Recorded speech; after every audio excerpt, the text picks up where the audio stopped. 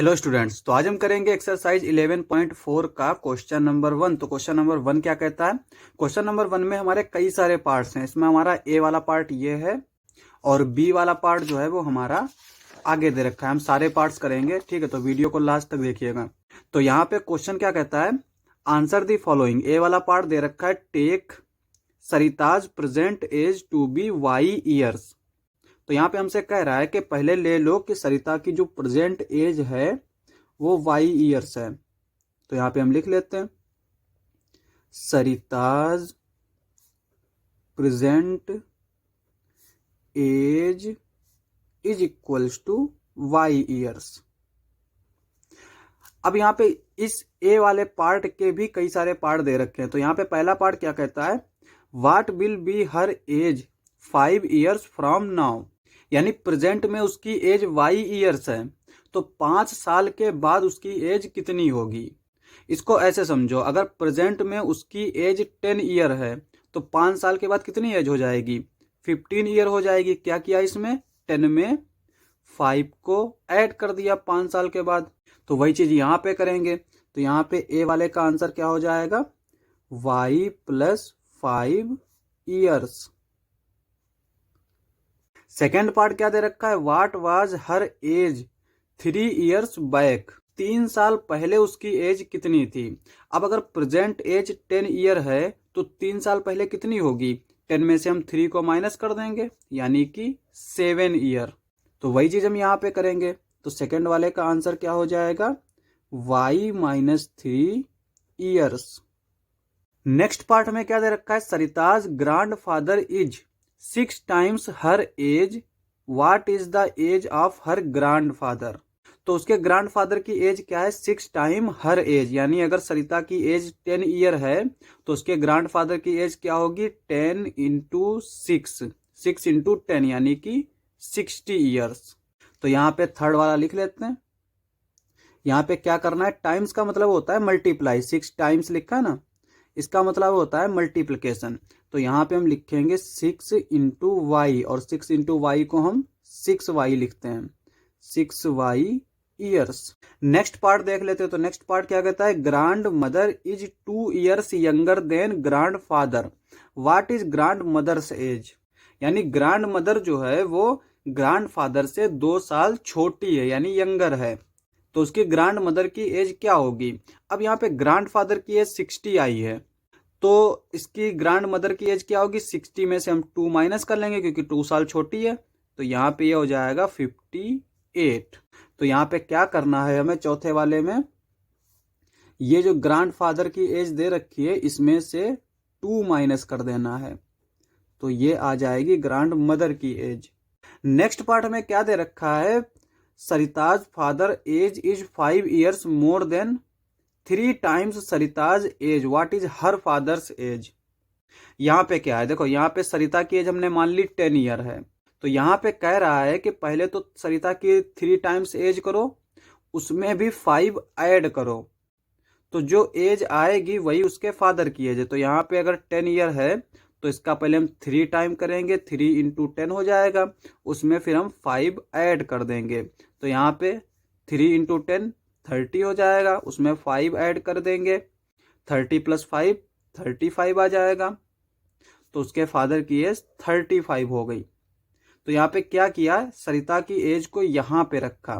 तो यहाँ पे फादर की एज कितनी हो जाएगी, 3 इंटू वाई, क्योंकि यहाँ पे सरिता की एज हमने वाई ली है, प्लस 5। तो ये हो जाएगा 3y प्लस 5। ये हमारा आंसर हो जाएगा। तो ए वाला पार्ट हो गया। अब हम बी वाला पार्ट देख लेते हैं। तो बी वाला पार्ट क्या कहता है, यहाँ पे देखो बी वाला पार्ट में दे रखा है the length of a rectangular hall. यहाँ पे हम पहले एक रेक्टेंगुलर हॉल बना लेते हैं। यहाँ पे ये एक रेक्टेंगुलर हॉल है, ठीक है। Is 4 meter less than 3 times the breadth of the hall. यानी इस हॉल की ये जो लेंथ है ये क्या है, 4 meter less than 3 times breadth of the hall. यानी ब्रेथ जो होगी इसकी, उस ब्रेथ का हम 3 टाइम करेंगे और उसमें से 4 माइनस करेंगे तो हमें लेंथ मिल जाएगी। आगे कहता है what is the length if the breadth is b meters. यानी ब्रेथ हमें दे रखी है, वेरिएबल में दे रखी है, लेकिन दे रखी है बी मीटर दे रखी है, ठीक है। तो इसकी लेंथ क्या होगी, इसकी लेंथ जो है वो बी के टर्म में होगी, और कितनी होगी यहाँ पे हम देख सकते हैं 3 टाइम्स ब्रेथ और लेस देन है ना, तो यहाँ पे 4 माइनस कर देंगे। जब लेस होता है तो 4 माइनस कर देते हैं, मोर होता तो फिर हम 4 प्लस कर देते हैं। तो यहाँ पे ये इसकी लेंथ हो जाएगी। तो यहाँ पे आंसर भी लिख लेते हैं, किस तरह से लिखेंगे इसका solution, breadth is equals to B. हमने मान लिया ब्रेथ हमें बी दे रखी है, तो लेंथ क्या आ जाएगी, length is equals to 3 into B minus 4, और ये हो जाएगा 3b-4। ये हमारा आंसर आ जाएगा। अब हम सी वाला पार्ट देख रहे थे, तो सी वाला पार्ट हमें किस तरह से दे रखा है, a rectangular box has height h centimetre. यहाँ पे एक रेक्टेंगुलर बॉक्स है, रेक्टेंगुलर बॉक्स हमारा किस तरह से होगा, इस तरह से, जिसकी हाइट भी दे रखी है, तो इसका मतलब ये क्यूबॉइड टाइप का होगा, इस तरह से।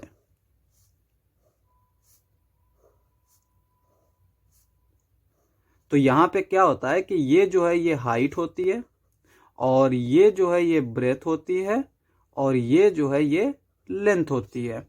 तो हमें दे क्या रखा है, हाइट दे रखा है। आगे कहता है its length is 5 times the height and breadth is 10 centimetre less than the length. तो यहाँ पे कहता है कि जो लेंथ है वो हाइट की 5 टाइम्स है, और जो ब्रेथ है वो लेंथ से 10 सेंटीमीटर छोटी है। आगे कहता है express the length and the breadth of the box in terms of height. तो हमें हाइट के टर्म्स में लेंथ और ब्रेथ फाइंड आउट करनी है।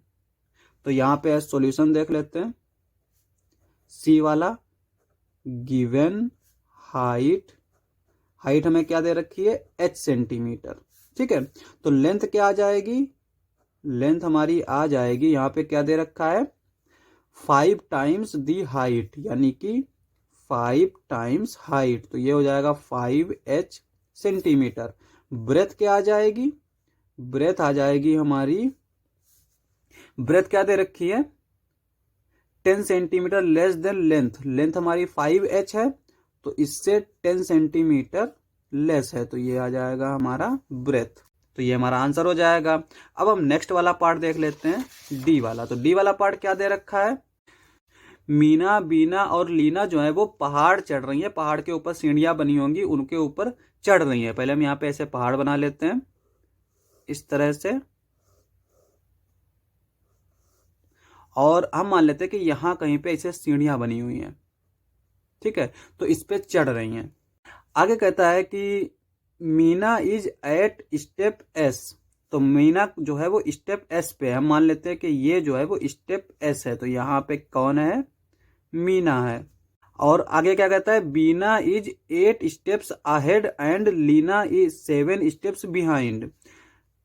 बीना जो है वो 8 स्टेप मीना से ज्यादा है, तो यहाँ पे ये अगर एस है तो बीना कहाँ होगी हमारी, यहाँ पे होगी, क्योंकि ये 8 स्टेप्स आगे है, तो ये आगे होगी। और ये क्या होगा हमारा, एस में 8 ऐड कर देंगे, यानी ये जो स्टेप होगा ना ये s प्लस 8 होगा। और लीना कहाँ है, 7 स्टेप्स बिहाइंड यानी पीछे है, तो हम मान लेते हैं यहाँ कहीं पे लीना होगी। और ये कौन, इस स्टेप का क्या नाम होगा, s-7, यानी जो s दे रखा होगा s में से हम 7 माइनस कर देंगे, तो ये पता चल जाएगा कि ये कौन सा स्टेप है। आगे कहता है where are Beena and Meena. तो बीना और मीना कहाँ है, यहाँ पर हमने सारी चीजें लिख ली है। देखो लीना हमारी कहाँ पे, s-7 स्टेप पे, मीना s पे है, और बीना s+8 पे है। तो यहाँ पे हम डी का सॉल्यूशन लिखेंगे, यहाँ पे लिखेंगे Beena is equals to s+8 steps. Beena जो है इतने स्टेप्स पर है, और मीना कहाँ है, मीना s स्टेप्स पर है, और लीना यहाँ पे s-7 स्टेप्स पर है, ठीक है। आगे कहता है कि the total number of steps to the hill top is 10 less than 4 times what Meena has reached. जहां पे मीना है ठीक है, इसका 4 टाइम्स करें और उसमें से 10 माइनस कर दें तो हमारे पास टोटल स्टेप्स इतनी होंगी। कोई सीढ़ी है ना, तो उसमें कितने स्टेप्स हैं, इसका हम 4 टाइम्स करें और 10 माइनस कर दें। आगे कहता है express the total number of steps using S. तो यहां पे हम लिख सकते हैं टोटल नंबर ऑफ स्टेप्स। तो क्या आएंगे हमारे, जहां पे मीना है, मीना कहां पे, एस स्टेप पे है, तो ये हो जाएगा 4 इंटू एस, क्योंकि 4 टाइम करना है, -10 क्योंकि 10 लेस है। यहाँ पे ये चीज देख रखेंगे कि अगर लेस दे रखा है तो माइनस कर देंगे, मोर दे रखा होगा तो प्लस कर देंगे, और यहाँ पे टाइम्स अगर दे रखा होगा तो वेरिएबल में उसी नंबर से हम मल्टीप्लाई कर देंगे। तो ये क्या आ जाएगा 4s - 10। तो टोटल इतने स्टेप्स हैं, तो ये हमारा आंसर हो जाएगा। नेक्स्ट पार्ट देख लेते। तो नेक्स्ट पार्ट हमें क्या दे रखा है, ई वाला। तो ई वाला पार्ट क्या कहता है, आ बस travels eight v kilometre per hour. Per hour का मतलब होता है 1 घंटे में। 1 घंटे में कितना ट्रेवल कर लेती है, v किलोमीटर। यहाँ पे v जो है वो वेरिएबल दे रखा है। It is going from Daspur to Bispur. ये दसपुर से बीसपुर जा रही है।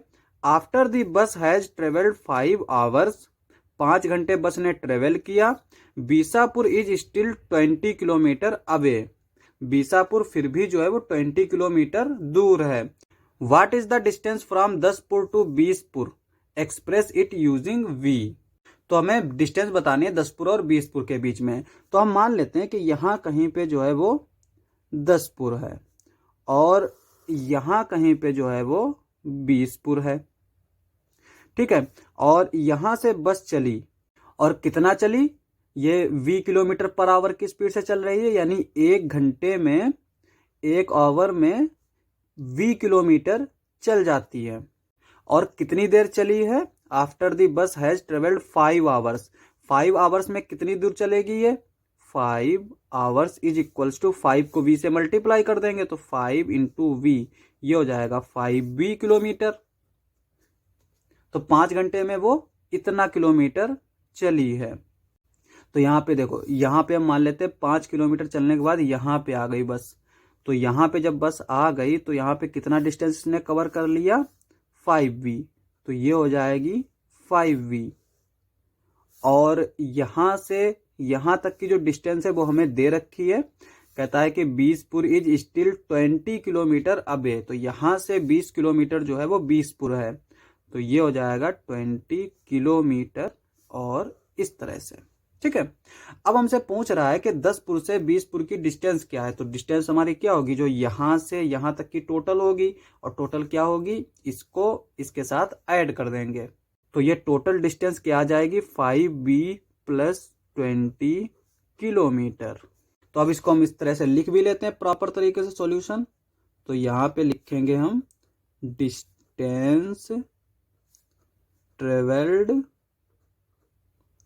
इन 1 आवर। तो 1 घंटे में कितना डिस्टेंस ट्रेवल करता है, v किलोमीटर, ठीक है। आगे लिखेंगे डिस्टेंस ट्रेवल्ड इन 5 आवर्स। तो 5 आवर्स में कितना डिस्टेंस कवर कर लिया, 5v किलोमीटर। यहां पे हमने देखा देयरफॉर डिस्टेंस